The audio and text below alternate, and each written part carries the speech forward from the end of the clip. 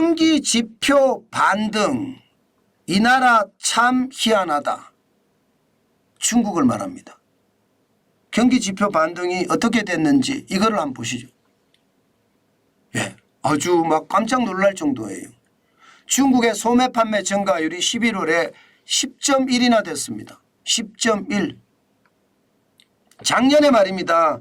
작년 11월에 마이너스 5.9니까 기저효과가 작용이 됐다고 해요. 그러나 기저효과가 작용이 됐다고 하더라도 10.1까지 늘어난 것은요. 어떻게 생각하면 굉장히 충격적으로 보고 있습니다. 지금 중국 경제가 반등한다는 이야기잖아요. 반등한다는 이야기입니다. 지난 7월부터 시작을 해서 2.5%까지 떨어졌는데요. 8월, 9월, 10월, 11월 계속 올라간다는 이야기잖아요. 계속. 분명히 경기 지표가 반등하고 있습니다. 예. 뭐 기저효과 감안해도요. 예. 11월 달에 작년 11월 달에 마이너스 5.9를 감안을 해도 올라가는 거잖아요. 그죠? 예. 그것뿐만 아닙니다. 이게 여러분 기본적으로요.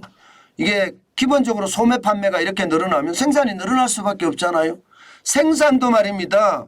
지금 지난 5월에 3.5% 이후로 말입니다. 6월, 7월, 8월, 9월, 10월, 11월, 11월까지 6개월 동안 쭉 올라서 11월 달에 6.6을 기록하고 있습니다. 6.6을. 그러면 중국 경제가 반등하는 건가요? 확실히 반등하는 걸로 봐야 되죠. 그럼 우리 경제도 좋아질 거라고 예상을 해야 되나요? 세계 경제도 나아질 거라고 예상을 해야 되나요? 그런데 그렇게 예상하기가 참 쉽지 않습니다. 지금 분명히 생산도 반등을 하고 소매 판매도 반등을 했어요. 네.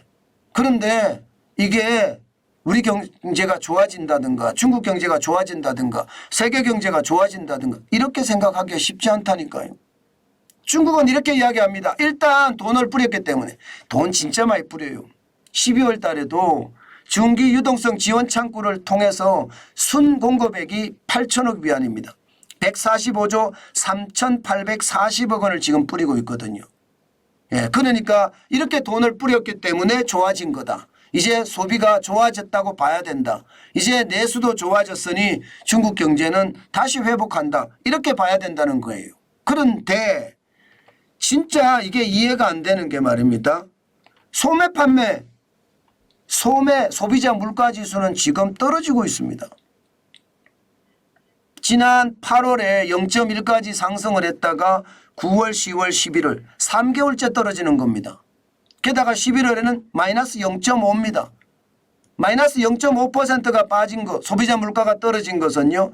2020년 코로나19의 시기 때밖에 없습니다. 코로나19 시기 때 2020년 11월에 마이너스 0.5% 떨어진 적이 있거든요. 그러면 여러분 아니 생산도 늘고 소매 판매도 늘었다는데 소비자 물가는 떨어졌어요. 이게 무슨 일일까요? 무슨 일일까요? 예, 저는 무슨 일인지 진짜 궁금합니다. 제가 생각하기에는요. 결국은 재고떨이라고 보이거든요. 재고떨이. 예, 지금 중국의 생산업체들이 생산한 것 창고에 재고로 쌓아놨다가 이거 떨이로 계속 내보낸다고 저는 그렇게 느껴져요. 그렇기 때문에 소비자 물가가 떨어진다. 이렇게밖에 해석이 안 되거든요. 예, 그렇게밖에. 그런데 그렇게 해석하기에는요. 또 말입니다. 다음 달에도 떨어지죠. 다음 달에도.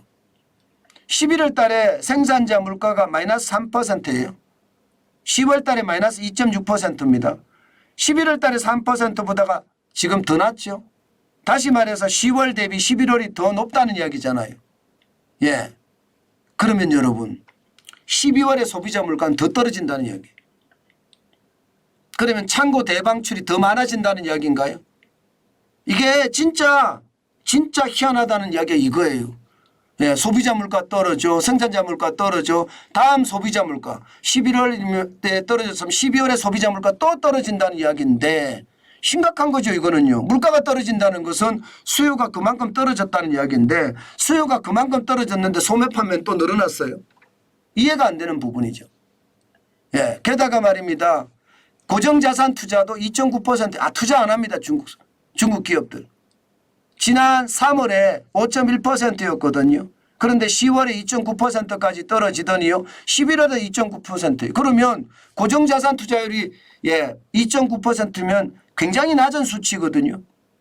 그러면 여러분 이게 공장 가동이 늘어나고 소매 판매가 늘어난다는데 그 번 돈을 가지고 결국은 고정자산에 투자해서 설비를 더 늘려가야 되잖아요. 그렇지도 않잖아요 지금.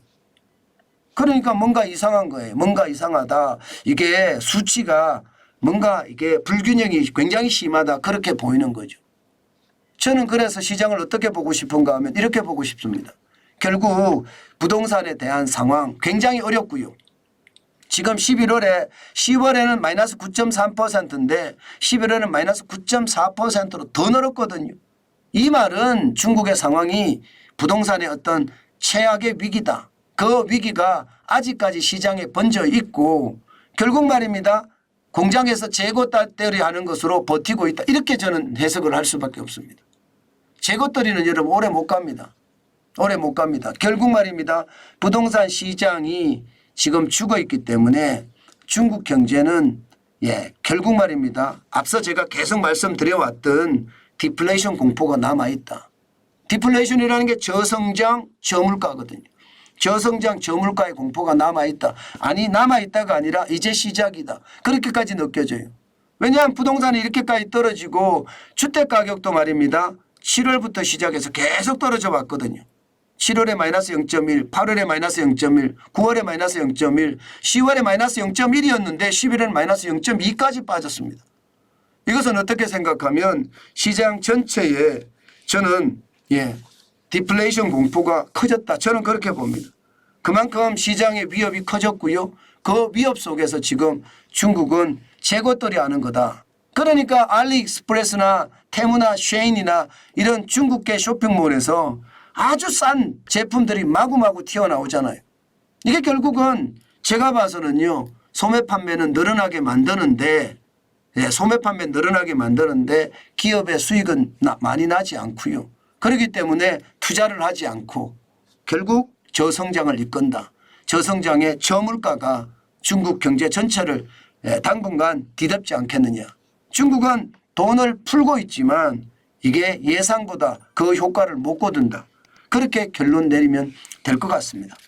물론 시장은 앞으로도 더 변화하겠지만 분명한 것은 부동산 침체와 소비자의 어떤 수요 감소가 결국 중국 경제 전체적으로 디플레이션을 가져올 가능성이 높다. 이렇게 평가하는 게 좋을 것 같습니다.